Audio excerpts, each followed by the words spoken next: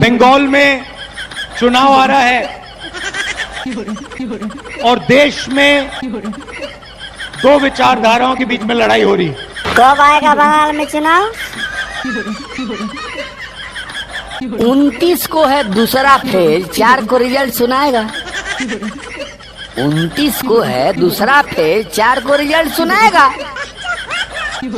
अच्छा पप्पू, तुम ही बताओ कि बंगाल में चुनाव कब आएगा? तुम एलओपी हो, कुछ आइडिया है ना कि नवंबर में होगा कि दिसंबर में? ऐसा जाहिल एलओपी दुर्भाग्य है हिंदुस्तान का। ऐसा जाहिल एलओपी दुर्भाग्य है हिंदुस्तान का। देश को मोदी मिल गए, ये कृपा है भगवान का। 4 मई को रात में सुनना, 4 मई को रात में सुनना, विदेश में भाग जाएगा। अच्छा पप्पू, तुम ही बताओ बंगाल में चुनाव कब आएगा? भाषण इसका ताजा है, ये जानिए मत पुराना है। इसका दिमाग तो खाली है, फालतू बकबकाना है। खुद ध्यान से सोच लीजिएगा, खुद ध्यान से सोच लीजिएगा, लंगूर ये देश चलाएगा। अच्छा पप्पू, तुम ही बताओ बंगाल में चुनाव कब आएगा? तुम एलओपी हो, कुछ आइडिया है कि नवंबर में होगा कि दिसंबर में? राजनीति का जान लीजिएगा, एक आना नहीं ज्ञान है। गांधी खानदान में पैदा हुआ है, इसका बस अभिमान है। रिजल्ट बस केवल आने दीजिए, मोदी को गलियाएगा। अच्छा पप्पू, तुम ही बताओ बंगाल में चुनाव कब आएगा? अध्यक्ष इसका जो गेंडा है वो अधिक बोल रहा है। अध्यक्ष इसका जो गेंडा है वो अधिक बोल रहा है। दिमाग से पैदल हो गया है, 90 बरस नियरा है। पिछली बार इसे 0 मिला था, पिछली बार इसे 0 मिला था, उससे कम ही आएगा। अच्छा पप्पू, तुम ही बताओ बंगाल में चुनाव कब आएगा?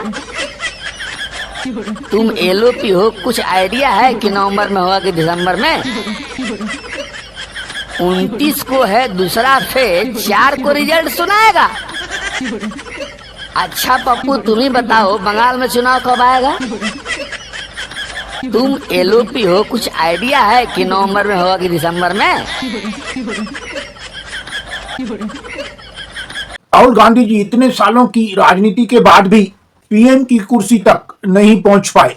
इसका मतलब है क्या सिर्फ मेहनत काफी नहीं होती, या फिर राजनीति में स्ट्रेटेजी, टाइमिंग और नैरेटिव भी उतना जरूरी है?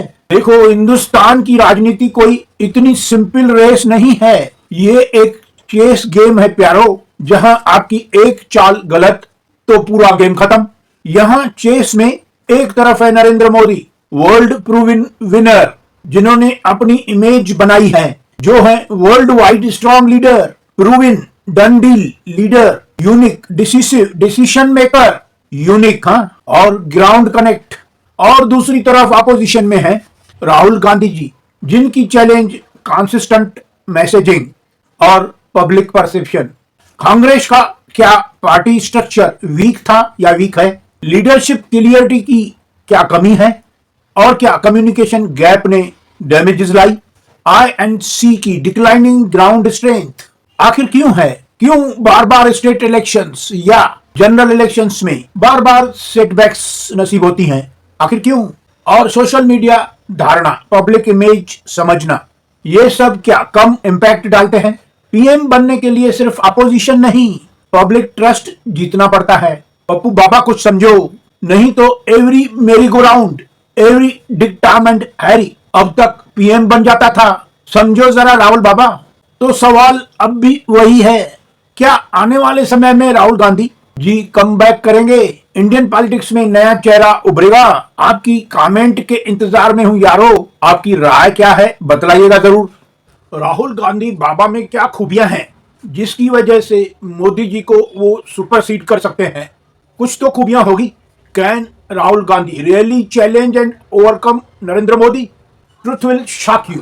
एक तरफ है नरेंद्र मोदी, एक strong leader, powerful proven speaker जो ग्लोबल इमेज के साथ हैं, और दूसरी तरफ है राहुल गांधी, जिनके बारे में लोग जनरली कंफ्यूज रहते हैं, हंसते रहते हैं, जोक्स करते हैं, मिमिक्री उड़ाते हैं। लेकिन आपने कभी शायद नहीं सोचा क्या राहुल गांधी में ऐसी खूबियां हैं जो उनको मोदी जी को चैलेंज करने को बनाती हैं।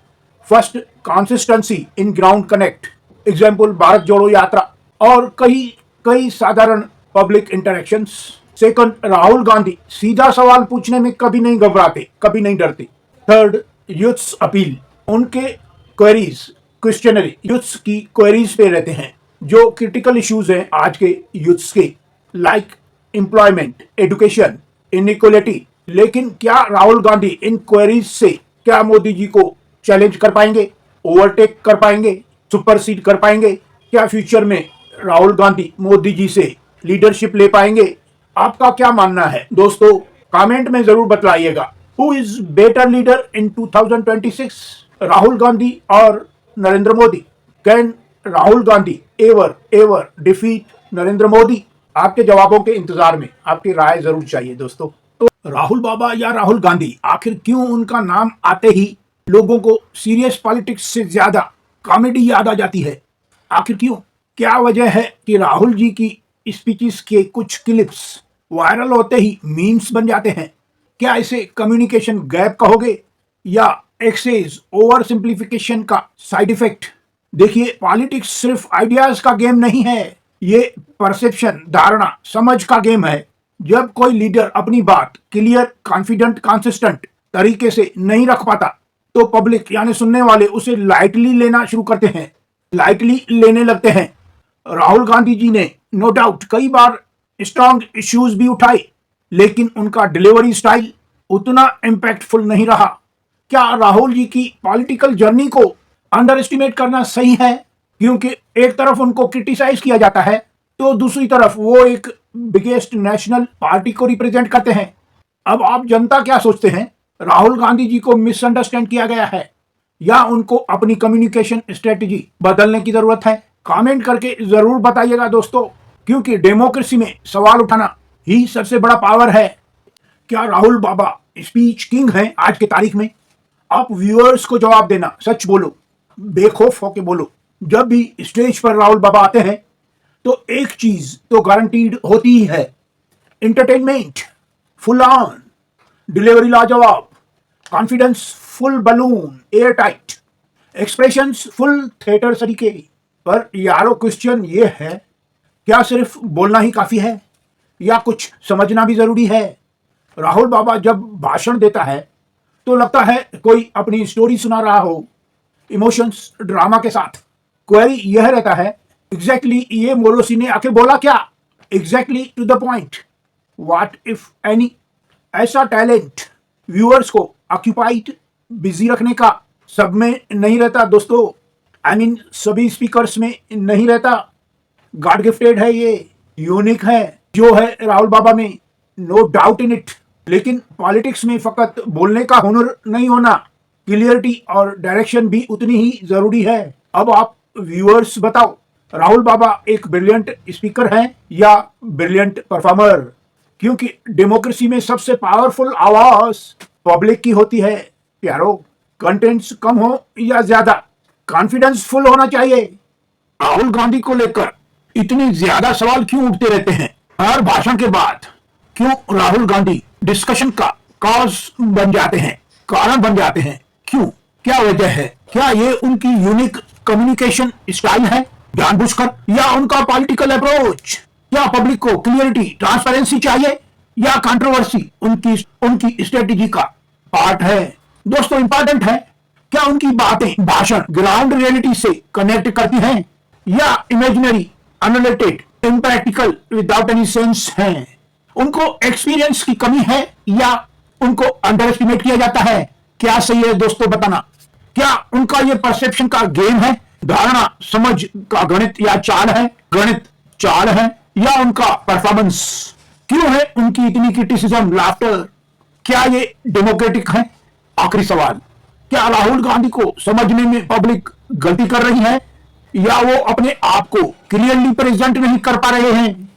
प्यारो, आपका क्या मानना है? कमेंट में अपनी ऑनेस्ट ओपिनियन जरूर बताएं। कुछ पॉलिटिकल लीडर्स क्यों इंस्टेंटली कनेक्ट कर जाते हैं वोटर्स के साथ? कौन ज्यादा बेटर वे में कनेक्ट करता है वोटर्स से, राहुल जी या मोदी जी? ये समझ में नहीं आता, राहुल जी जनता की धारणा से समझने से ज्यादा स्ट्रगल क्यों करते हैं? एक सवाल जो पूरा इंडिया पूछ रहा है, क्या राहुल गांधी की बड़ी से बड़ी प्रॉब्लम कम्युनिकेशन है? मोदी जी की स्पीचेस इतनी पावरफुल और असरदायक, इन्फ्लुएंसिंग क्यों होती हैं? इंडियन पॉलिटिक्स का सबसे बड़ा धारणा समझना, ये सवाल शायद राहुल जी के सपोर्टर्स को भी सोचने पर मजबूर करे। क्या अपोजिशन यूनिटी इंडियन पॉलिटिक्स को चेंज कर पाएगी?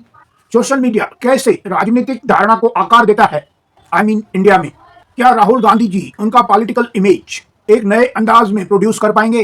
Now you will agree, in politics you never need intelligence in order to move on path of success. If you don't agree, watch this video again and again, again and again. अब ये video देखकर आप agree करोगे, थोड़ी सी भी intelligence की जरूरत नहीं पॉलिटिक्स में सफलता की राह पर दौड़ने के लिए। क्या लीडरशिप एक लीगेसी गेम नहीं है? क्या स्पीच, भाषण लिखना या याद रखना, क्रैम करना रिक्वायर्ड है पॉलिटिकल लीडर के लिए? क्या कुछ भी बोलते जाना है, इवन इररिलेवेंट पॉलिटिकल भाषण में? क्या देश चलाना ट्रायल एंड एरर का एक्सपेरिमेंट है? क्या हर बार हर भाषण में बस ब्लेम गेम खेलना है? क्या इसे लीडरशिप कहते हैं? फैक्ट्स खड्डे में फेंक दो, फकत इमोशनल भाषण दो, क्या इससे पॉलिटिक्स कहते हैं? क्या ऐसे ही सफलता मिलती है? प्रैक्टिकली कुछ समझना नहीं, ग्राउंड रियलिटी तरफ ध्यान नहीं, बस भाषणों पर जोर, झूठे एलिगेशंस बस बोलते जाना, इससे पॉलिटिक्स समझते कुछ इमेच्योर लीडर्स। क्या कॉन्फिडेंस अंधे नमूने झूठ पर काम कर जाता है कभी, without clarity, without honesty, without true contentions? Hindustan को लीडर की जरूरत है या एंटरटेनर की या कॉमेडियन की?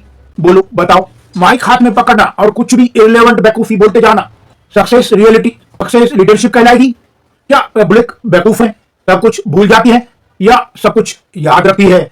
क्या सिर्फ क्रिटिसाइज करना ही अपोजिशन का काम रहता है? पॉलिटिक्स में नाम बड़ा होना चाहिए या काम भी उतना ही बड़ा होना चाहिए? दोस्तों, आपके राय की, कंक्लूजन की, आपके फीडबैक की जरूरत है हमें। इंतजार में है हम। आपके विचार, आपकी फीडबैक जरूर सेंड कीजिएगा। दोस्तों, कुछ स्पीचेस ऐसी होती हैं जो सीधा दिल तक जाती हैं और कुछ स्पीचेस ऐसी जो टॉपिक से स्टार्ट तो होती हैं और दुनिया का चक्कर लगाकर वापस आती हैं। बस राहुल बाबा की सोच। आज का सवाल, जब स्पीच एक टॉपिक पर होती है तो बाबा बीच में डायरेक्शन या पटड़ी चेंज क्यों कर लेते हैं? कैसे चेंज कर लेते हैं? पब्लिक सोच रही होती है इकोनॉमी, लेकिन राहुल बाबा पहुंच जाते हैं हिस्ट्री पर। लोग एक्सपेक्ट करते हैं सॉल्यूशन और मिल जाता है उन्हें एक नया डिस्कशन। बस राहुल बाबा की माया है। कभी लगता है राहुल बाबा के माइंड में आइडियाज का ट्रैफिक जैम चल रहा है, एक आइडिया निकला नहीं, दूसरा हॉर्न बजाने लगता है। रिजल्ट होता है स्पीच, भाषण बिकम्स सरप्राइज पैकेज और ऑडियंस भी कंफ्यूज नहीं होती, इंटरटेन होती है, क्योंकि राहुल बाबा की नेक्स्ट लाइन क्या होगी कोई पता नहीं, कोई गारंटी नहीं। कभी कंपैरिजन, कभी एनालॉजी, कभी अचानक emotional turn, full roller coaster. और राहुल बाबा का कॉन्फिडेंस लेवल तो देखो, टॉपिक याद हो या ना हो, उनका फ्लो कभी रुकता नहीं। ये भी एक बड़ा टैलेंट है बॉस। हम लोग रिटन नोट्स देखकर भी अटक जाते हैं और यहाँ बिना ब्रेक के राहुल बाबा की कंटिन्यूअस एक्सप्रेस ट्रेन चलती रहती है। कभी कभी लगता है राहुल बाबा की स्पीच, भाषण स्क्रिप्ट से नहीं, लाइव इमेजिनेशन से चल रही है। एक थॉट आया बाबा के फ्लश में, बस बोल दिया, दूसरा आया ऐड कर दिया, तीसरा आया ऑडियंस को बोनस मिल गया। पब्लिक रिएक्शन भी तो इंटरेस्टिंग होता है। कुछ लोग सीरियस एनालिसिस करते हैं तो कुछ लोग मीम्स बना देते हैं और कुछ लोग बस पॉपकॉर्न लेकर भाषण का मजा लेते हैं, एक लाइव कॉमेडी शो की तरह। लेकिन राहुल बाबा के भाषण में कोई बोरिंग फील नहीं करता। क्या राहुल बाबा का ये स्पॉन्टेनियस जीनियस नहीं है या उनका free flow mode automatically on हो जाता है? कमेंट सेक्शन में दोस्तों अपनी ऑनेस्ट ओपिनियन जरूर बताओ और याद रखो, डेमोक्रेसी में डिबेट भी जरूरी है और थोड़ा ह्यूमर भी। तो चलिए दोस्तों, मिलते हैं अगले एक वीडियो में। तब के लिए अपना ख्याल रखिएगा, मजा कीजिएगा, टेंशन करने का नहीं, अपनी हेल्थ का ख्याल रखिएगा। Sweet best luck, sweet best good health to you. Smile big and be happy.